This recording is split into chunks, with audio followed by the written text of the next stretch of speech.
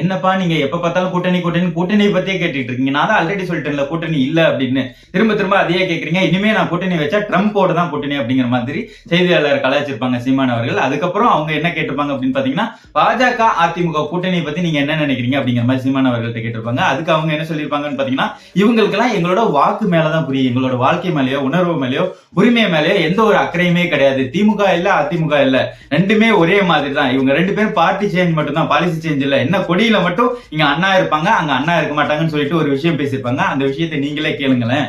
இங்கேயும் இருட்டு, அங்கேயும் இருட்டு, இங்கேயும் மிண்டடம், அங்கேயும் மிண்டடம், இங்கேயும் உடல், அங்கேயும் உடல், இங்கேயும் லஞ்சம், அங்கேயும் லஞ்சம், இங்கேயும் சாராயம், அங்கேயும் சாராயம், இங்கேயும் கொலை கொள்ள, அங்கேயும் கொலை கொள்ள, வன்புணர்வு, கற்பழிப்பு, எல்லா கர்மமும் ஒண்ணுதான். இங்கேயும் மலையை வெட்டுவான், அங்கேயும் மலையை வெட்டுவான், இங்கேயும் மணல் அழித்திம்பா, அங்கேயும் மணல் அழித்திம்பா. என்ன இருக்குதுங்க? அவங்க வந்தாலும் கட்சித்தீவு மீட்டு போராடுவாங்க, இவங்க வந்தாலும் கட்சித்தீவை மீட்டு போராடுவாங்க, அவங்க வந்தாலும் நாங்க டாஸ்மார்க்க மூடுவாங்க, வந்த பிறகு வாய மூடுவாங்க. இதுல கட்சி மாறுதல் இருக்கு, கட்சியில வேற கட்சியா காட்டுவாங்க, கொள்கை மாறுதல் இருக்கா கிடையாது. அதுக்கப்புறம் காமராஜர் அவர்கள் சொன்ன மாதிரி தான் இவங்களுக்கு பார்ட்டி சேஞ்ச் மட்டும் தான், பாலிசி சேஞ்ச் கிடையாது. இவங்க ரெண்டு பேரும் ஒரே குட்டையில உரிய மட்டைகள் தான் அப்படின்னு சொல்லியிருப்பாங்க. அது மட்டும் இல்லாம இந்த மட்டைகளை நார் நாரா உரிக்கிறதுக்கு தான் நாங்க வந்திருக்கோம் அப்படிங்கிற மாதிரி சொல்லியிருப்பாங்க.